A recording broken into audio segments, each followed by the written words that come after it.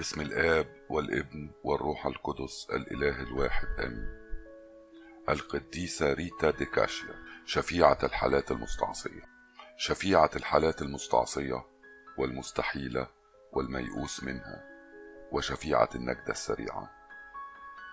ربنا يدينا بركة لصلاتها من أجلنا. قصة حياة وسيرة القديسة ريتا. قصة القديسة ريتا بتبدأ في قرية اسمها روكا بورينا في منطقة جبال أبيني جنب كاشيا في إيطاليا. كان في راجل اسمه أنطوان لوتي ومراته اسمها إيمي فين، وكانوا متجوزين من فترة كبيرة وربنا ما كانش لسه رزقهم بأطفال. أم القديسة ريتا وهي واقفة بتصلي قدام رب المجد ظهر ملاك وبشرها إن ربنا هيرزقها بمولودة ويكون لها مكانة كبيرة عشان النعم اللي ربنا هينعم عليها بيها، إن ربنا هيمنحها نعم سماوية كتيرة يوم أما تتعمد باسم ريتا. وبالفعل في شهر مايو سنة 1381 ولدت القديسة ريتا. وفي يوم عمادها، وده كان في كنيسة العذراء مريم في القرية اللي كانوا عايشين فيها، وهي بتتعمد ظهر نور سماوي عظيم نور كل المعمودية ووش الطفلة، اللي خلى كل الموجودين يتأكدوا إن القديسة ريتا دي هبة من عند ربنا، ويصدقوا إن هو اللي اختار لها اسمها، لأن اسم ريتا ده كان اسم غريب ما كانوش يعرفوه في الوقت ده. كانوا يعرفوا اسم قريب ليه اسمه مارجريتا، ومارجريتا ده اسم لاتيني معناه اللؤلؤة، وريتا هو اختصار لمارجريتا. بعد الموقف العجيب اللي حصل في المعمودية حصل موقف تاني غريب جدا برضه.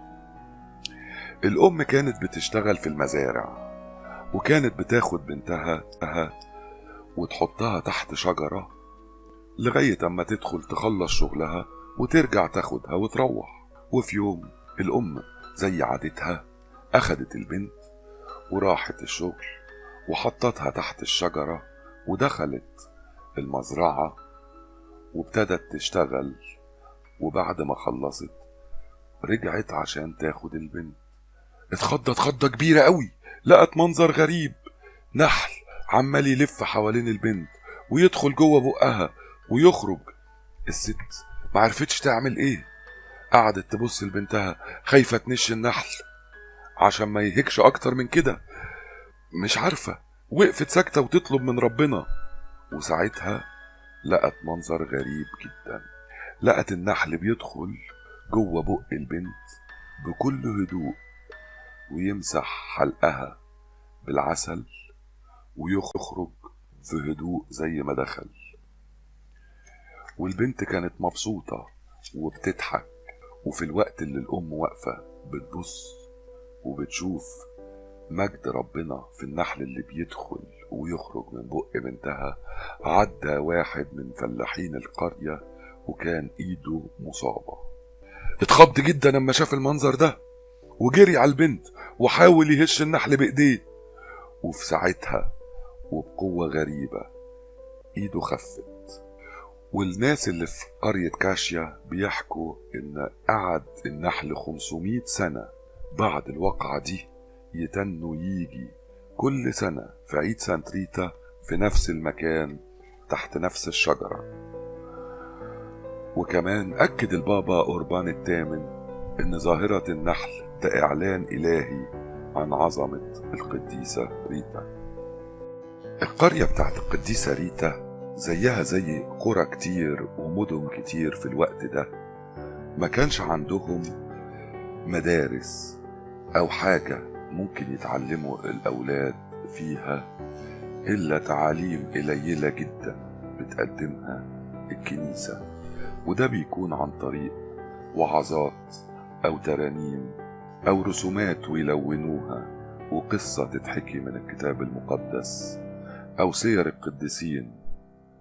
وعاشت القديسة ريتا حياتها في إيمان ومحبة، وكبرت في الإيمان وفي محبة ربنا، وبقى سنها 15 سنة. أما بقى سنها 15 سنة فكرت تدخل الدير وتكرس حياتها للصلاة والحب ربنا. ولكن ساعتها حصل حاجة غريبة قوي، أهلها اعترضوا وعيطوا كتير لأنها هي وحدتهم، وهي سندهم الوحيد أما يكبروا في السن، وطلبوا منها تتراجع، وطلبوا منها كتير تغير رأيها وتشيل فكرة الرهبنة من دماغها وما تدخلش الدير. الطفلة القديسة احتارت بين حبها لربنا وإنها عايزة تكرس حياتها للصلاة والتسبيح، وبين حبها لأبوها وأمها اللي بيعيطوا كل يوم ويترجوها تغير رأيها. تعمل إيه القديسة؟ احتارت، راحت للصليب المقدس وركعت قدامه واستنجدت بالمسيح المصلوب عشان يرشدها، وطلبت منه الحكمة، فألهمها المسيح إنها تطيع والديها. فقامت وهي بتقول زي ما المسيح قال: لتكن مشيئتك لا مشيئتي أنا. أما أهلها عرفوا إنها غيرت رأيها وهتسمع كلامهم، خافوا إنها تغير رأيها تاني وتطلب تدخل الدير، وقرروا يجوزوها. واحد اسمه بول فرناند مانسيني، وده كان راجل عسكري، والبلد ساعتها كانت في حالة اضطرابات وحروب.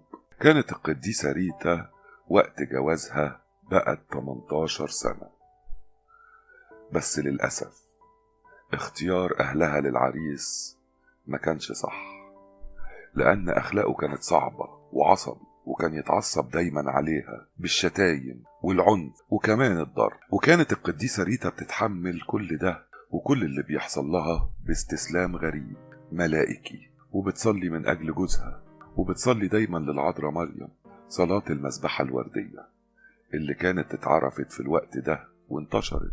وكمان كانت بتعيش حياة التقشف والتضحيات الكتير، لأن ده كان وسيلة من وسائل الصلاة في ساعتها في الوقت ده منتشرة. وبعد وقت كتير من الصلاة والتقشف ربنا استجاب لصلوات القديسة ريتا، وأصبح زوجها خاضع لربنا. وربنا رزق القديسة ريتا من جوزها ولدين، سمت الأولاني بول ماري والتاني جان جاك. ولكن للأسف ولادها ورثوا الطبع الخشن والشراسة من أبوهم. وهنا زاد تعب القديسة ريتا، لأنها كانت بتعاني من وجع قلب كبير بسبب الميول العدوانية والمنحرفة اللي عند أولادها، مع إنها استخدمت كل الطرق الممكنة إن ولادها يفضلوا عايشين في مخافة ربنا وحبه. وقضت القديسة ريتا سنين كتير في قلق متواصل عشان خلاص أولادها. وفي يوم من الأيام لقت القديسة ريتا الباب بيخبط وحد بيسلمها جثة جوزها، والناس قالوا إن أعدائه قتلوه، وده كان سنة 1413. فصلت القديسة ريتا من أجل جوزها ومن أجل خلاص نفسه وسامحت اللي قتلوه. ولكن ولادها أصروا ياخدوا بطارهم وياخدوا بطار أبوهم وينتقموا من اللي قتلوه ويقتلوهم. وفضلت القديسة ريتا تترجاهم وتستسمحهم إنهم يسامحوا وما ينتقموش، لأن دي خطية كبيرة. ولكن للأسف من غير فايدة، وفضلوا على رأيهم على نية الانتقام رغم الصلاة والتضرعات اللي كانت بتقدمها كل يوم القديسة ريتا. وفي يوم صلت القديسة ريتا وطلبت من ربنا طلب غريب، طلبت إنه ياخد الأولاد، طلبت من ربنا إنه ياخد أولادها عنده، ما يسيبهمش يغلطوا وما يسيبهمش يقطيع. محبتها لربنا كانت أكبر من محبتها لأولادها، وما فاتش أيام كتير على صلاتها وطلبها الولدين جالهم مرض خطير، وبعدها بأيام ماتوا وراحوا لربنا من غير ما يقوموا بالخطية اللي كانت خايفة منها القديسة ريتا. ومع موت أولادها رجعت القديسة ريتا وحيدة من تاني. ومع موت أولادها وإنها رجعت وحيدة تاني فضلت القديسة ريتا عازلة نفسها في بيتها وتصلي وتسبح وتشكر ربنا، وحن قلبها تاني لفكرة الرهبنة ودخول الدير. وكان في دير قريب من كاشيا لرهبنة بنات القديس أغسطينوس، وكان مشهور بقوة وصرامة الرهبنة. راحت القديسة ريتا للدير وقدمت نفسها وطلبت من رئيسة الدير انها تدخل، ولكن للأسف خاب أملها، لأن قوانين الرهبنة ساعتها بتمنع دخول المتزوجات والأرامل. ولكن القديسة ريتا ما يأستش وقدمت لدخول الدير 3 مرات، بس برضه للأسف من غير فايدة. فاعتكفت في بيتها عايشة لصلاتها ولتسبيحها ولتأملاتها المتواصلة، وكان إيمانها قوي وثابت. وفي ليل ليالي وهي بتصلي وتسبح وتتشفع بالقديسين وتطلب بقلب طاهر وخاشع جدا من ربنا، وبتكلم شفيعها القديس يوحنا المعمدان والقديس أغسطينوس، وهي بتكلمهم ظهر في الأوضة اللي هي قاعدة فيها نور سماوي عظيم، وظهر لها ال3 قديسين، القديس أغسطينوس والقديس يوحنا المعمدان والقديس نيكولاس. وكان ده في الليل. أما ظهروا لها القديسين طلبوا منها إنها تمشي وراه، وكان ده بالليل. فتحت الباب وخرجت من البيت ورا القديسين، وكانت الدنيا ضلمة قوي وما خفتش ومشيت حتى من غير ما تسأل واخدينها ورايحين على فين. وفجأة لقت نفسها قدام الدير، وباب الدير مفتوح، ورئيسة الدير بنفسها واقفة قدام الباب. فعرفها القديس أغسطينوس لرئيسة الدير اللي قبلتها في ساعتها من غير ولا تناقش ولا حتى تقول قوانين. وسنة 1417 القديسة ريتا لبست لبس رهبنة بنات القديس أغسطينوس، وكان عمرها ساعتها 32 سنة. من ساعة ما دخلت الدير بدأت القديسة ريتا تعيش قوانين الرهبنة بدقة شديدة جدا، وتعيش حياة التعب والخشوع والطاعة الكاملة والمحبة المتأنية. وفي يوم من الأيام الأم رئيسة الدير طلبت منها طلب غريب، طلبت منها إنها تروي جذع شجرة ميت من وقت كبير في مدخل الدير. الأمر كان من رئيسة الدير للقديسة إنها تسقي الجذع مرة الصبح ومرة بالليل كل يوم مهما كانت حالة الجو. وفي يوم من الأيام رئيسة الدير لقت حاجة غريبة قوي، لقت الجذع اللي كانت بترويه القديسة ريتا بقى قرمة كبيرة وحلوة وكلها خضرة ومليانة عناقيد عنب بريحة جميلة. والرهبات اتعجبوا كتير من اللي حصل وسبحوا ربنا. الشجرة دي موجودة ليومنا النهاردة واسمها قرمة القديسة. آلام المسيح كانت هي الموضوع الدائم لتأملات القديسة ريتا، وكانت دايما بتصلي وهي راكعة قدام يسوع المصلوب وبتعيط بدموع كتير قوي. وفي يوم من الأيام توسلت القديسة ريتا ليسوع المصلوب إنه يخليها تحس في جسمها ولو بواحد بس من جراحه اللي اتجرحها على الصليب. وهي بتصلي وبتعيط وتطلب حصل حاجة غريبة جدا. انفصلت شوكة من تاج الشوك اللي على راس يسوع المصلوب اللي كانت راكعة قدامه، واندفعت جامد قوي وغرزت في قرطها، في وسط قرطها، والجرح ده ملتأمش رغم العلاج والعناية الدائمة اللي هم هي والرهبات عملوها، بل بالعكس كان كل شوية يكبر ويبقى أغوط، وكان بيطلع منه ريحة وحشة قوي.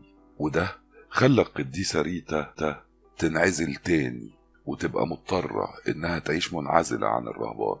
وجع الجرح ده فضل 15 سنة من غير ما يقل ولا يروح. القديسة ريتا فضلت متحملاه في شكر ومش بتبطل تشكر ربنا على النعمة الفريدة اللي اداها. عدت السنين وبقت سنة 1450 وهي سنة الاحتفال باليوبيل المقدس، وده احتفال بيتعمل كل 50 سنة. والرهبان والرهبات كانوا بيروحوا يزوروا روما للصلاة وطلب المغفرة من ربنا. وكان في عهد البابا نيكولاس الخامس. وطلبت القديسة ريتا وتوسلت للأم رئيسة الدير إنها تسمح لها بالسفر مع الرهبات للاحتفال باليوبيل. بس كان رد رئيسة الدير غريب قوي. قالت للقديسة ريتا اطلبي الأول الشفاء من ربنا من جرحك، ولو ربنا استجاب لك والجرح خف ممكن تسافري مع الرهبات. القديسة ريتا سمعت الكلام وركعت تاني قدام صليب رب المجد وقدام يسوع المصلوب، وتطلب منه انه يديها الفرصة دي انها تسافر مع الرهبات. وفي ساعتها الجرح التئم، وبكده قدرت القديسة ريتا تسافر لروما وتحضر اليوبيل مع الرهبات. وأول ما رجعت من رحلتها هي والرهبات وهي داخلة من باب الدير، وبشكل غريب فجأة الجرح رجع تاني بشكل أكبر وأعمق من الأول. وعدت السنين وبقى عمر القديسة ريتا 72 سنة، وفي السن ده جالها مرض صعب ومؤلم جدا خلاها ما تقدرش تتحرك ولا حتى تقوم من على السرير. ولمدة 4 سنين المرض خلاها ما تقدرش حتى تاكل ولا تشرب، وكان أكلها الوحيد طول ال4 سنين هو القربان المقدس. وكانت متحملة المرض والوجع بفرح وسلام، وبتقول مقولة بولس الرسول: إني أفرح الآن للألام من أجلكم وأتم ما ينقص من شدائد المسيح في جسدي من أجل جسده الذي هو الكنيسة. وفي يوم من الأيام زارتها واحدة قريبتها، وكانت عايشة في نفس القرية اللي هي عايشة فيها، وطلبت منها خدمة ورجاء. وساعتها طلبت منها القديسة ريتا طلب غريب جدا، طلبت منها انها تروح البيت اللي كانت عايشة فيه في القرية وتجيب لها وردة. بس القريبة استغربت قوي ان الدنيا تلج، الدنيا شتاء والتلج مغطي كل حاجة، ولكن القريبة أصرت تنفذ طلب القديسة، مع ان الرهبات كلهم قالوا لها القديسة ريتا عيانة وممكن تكون بتهزي من شدة المرض. ولكن قريبتها صممت انها تروح وتسمع كلام القديسة. وبالفعل رجعت القرية ودخلت البيت ولقت شجرة ورد كبيرة متجمدة تحت التلج، بس فيها حاجة غريبة، لقت فيها وردة مفتحة وشكلها حلو. قطفتها ورجعت بيها للقديسة ريتا، والقديسة ريتا أخدتها منها عادي من غير ما تتعجب أو أي شيء زي بقية الرهبات اللي كانوا مذهولين ومش فاهمين ده حصل إزاي وردة تبقى موجودة في التلج ده كله. وبدأوا يرتلوا ويسبحوا لربنا. مكان الشجرة الورد دلوقتي في بيت القديسة ريتا في تمثال من البرونز لتذكار هذه المعجزة. القديسة ريتا طلبت طلب تاني من قريبتها، طلبت انها ترجع للبيت تاني وتجيب لها تينتين. استغربت قوي القريبة بس برضو قررت انها تسمع الكلام، ورجعت ودخلت جنينة البيت، لقت شجرة تين ميتة ومتغطية كلها بالتلج، لكن فيها تينتين سلام وحلوين ومستويين. فقطفتهم ورجعت بيهم للقديسة. حفل الأديرة الأغسطينية يوم 22 مايو لكل عام بتذكار أعجوبة الوردة، وده بيكون بتبريك الورد وتوزيعه على الموجودين في الكنيسة. وفي ظروف كتير الوردة دي كانت سبب نعمة شفاء لناس كتير اتشفعوا بالقديسة ريتا. وهي عمرها 76 سنة، يعني بعد مرور 4 سنين على مرضها ظهر للقديسة ريتا يسوع المسيح له المجد في مجده، ومعاه أمه كلية القداسة العذراء مريم. وقال للقديسة: بعد 3 أيام يا حبيبتي تأتين فتتمتعين بمجدي. القديسة ريتا ما صبرتش وراحت منادية إخواتها الرهبات ومبلغاهم الخبر بفرحة عجيبة. الرهبات ما عرفوش يمسكوا نفسهم من العياط، فكانت بتقول لهم: ليه تعيطوا؟ لازم تفرحولي، بعد الصبر الكبير هشوف يسوع الحبيب. وبالفعل وفي يوم 22 مايو من سنة 1457 رقدت القديسة ريتا بسلام بين ذراعي عريسها السماوي، وبعد أن قابلت سر التناول، وكان وشها فيه هدوء وبركة عظيمة اللي خلى ناس كتير من اللي شافوها ما يصدقوش إنها ماتت. وساعة خروج روحها من الجسد دقت أجراز الكنيسة لوحدها، وانتشرت في الأوضة اللي كانت فيها ريحة حلوة قوي طالعة من الجرح اللي كان عندها. والرهبة اللي كانت واقفة بتخدمها شافت مجموعة من الملايكة محوطين روحها وهي خارجة، والجرح اللي في قورتها خف تماما وتحول إلى قطعة حجر لونها أحمر وجميلة ولمعة كشهادة لقول المرنم: إنك تجعل على رأسه إكليل من ذهب. وكان في رهبة اسمها كاترين مانسيني، وكانت ايدها مشلولة، بس حاولت تعدل راس القديسة ريتا بعد ما ماتت فايدها رجعت تتحرك، ودي كانت أول معجزات القديسة ريتا بعد موتها. وهم بيغسلوا الجثمان بتاع القديسة ريتا وبيجهزوه للدفن، كان أهل القرية في الكنيسة بتاعت الدير وواقفين بره الدير منتظرين إنهم يبصوا عليها بصة الوداع. واتحط الجثمان في تابوت واتحط مفتوح في كنيسة الدير، وفضل التابوت مفتوح لمدة 138 سنة.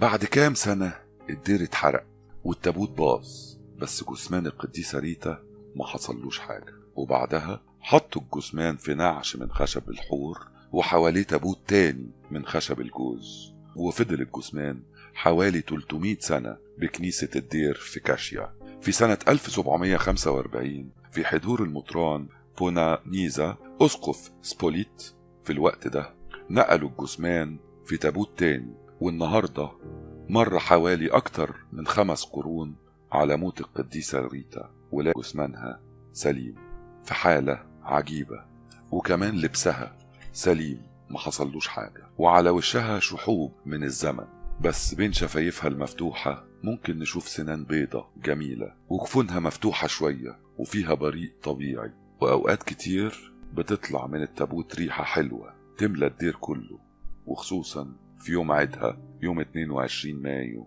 من كل سنة. في مستندات في الكنيسة وشهادة شهود وكمان وثائق عن شهود عيان عن معجزات كتيرة حصلت بشفاعة القديسة ريتا لتمجيد اسم الله. أعلنت طوباوية القديسة ريتا سنة 1739، وفي سنة 1900 وتحديدا يوم عيد الصعود، وده كان يوم 24 مايو في عهد قداسة البابا لاون 13 أعلنت قداستها، ونقلوا الجثمان بتاعها داخل تابوت جديد في دولاب من الإزاز في الكنيسة الجديدة اللي بنوها سنة 1925. المعجزات الأولى للقديسة ريتا. المعجزة الأولى كانت شفاء إيد الرهبة اللي حاولت تعدل راسها بعد موتها. الناس كانوا منتظرين يبصوا على القديسة ريتا بصة الوداع في الكنيسة، ده كان أثناء ما الرهبات بيغسلوها. فواحدة من الرهبات أعلنت في الكنيسة للشعب الموجود بتسأل مين اللي ممكن يعمل تابوت حلو للقديسة ريتا. فصرخ شاب من الشباب اللي قاعدين بس كان مشلول، وقال إنه لو كان يقدر يتحرك ما كانش حد عمل التابوت ده غيره. وفي ساعتها قام وهو اللي عمل التابوت. ومن ساعتها تتوالى قصص عن معجزات تمت بشفاعة القديسة ريتا مع اللي بيطلب منها بثقة وإيمان في الرب. والقديسة ريتا ليها مجموعة ألقاب: قديسة الأمور المستحيلة والمستعصية، شفيعة النجدة السريعة، وده كله عشان النعم اللي ربنا أنعمها عليها لتمجيد اسمه القدوس. وفي صلاة ثلاثية وتساعية لطلب معونة وشفاعة القديسة ريتا: يا أيتها القديسة ريتا المجيدة والقديرة، صلي لأجلنا أمام عرش الرب. آمين.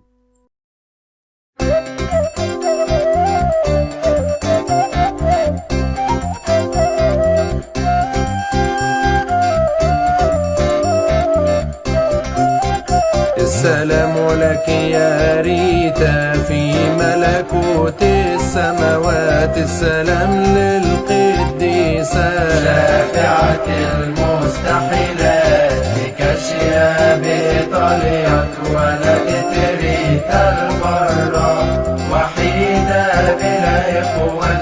شافعة المستحيلات لما كنت رضيعة دخل النحل فيكي من غير ما يأذيكي. يا شافعة المستحيلات صاحب الإيد المشلولة، أنا للشفاء والخبر بآية. يا شافعة المستحيلات في سن 15 طلبت دخول الدير، والديك رفضوا بثبات. يا شفاعة المستحيلات جوزوك من شخص حف الطبع بالعينات، رفعت الصلوات. يا شفاعة المستحيلات طفل زي والدهم حادين في الطيبة منتقمين. يا شفاعة المستحيلات قتلوا جوزك بالنار، أولادك طلبوا الطار، غفرت كل الإساءات. يا شفاعة المستحيلات صليت لأولادك يموتوا أي ميتة لا يرتكبوا خطيئة مميتة. يا شفاعة المستحيلات بمرض ماتوا أولادك، أصبحت كل حياتك صلوات وتسبيحات. يا شفاعة المستحيلات طلبت دخول الدير اترفض طلبك رفعت الصلوات. يا شفاعة المستحيلات ظهر لك قديسك، خدوك عالدير قصدين، دخلت المعجزات. يا شفاعة المستحيلات في الدير فضيلك كتير بأمر الطاعة للدير راويت جذع الشجرة.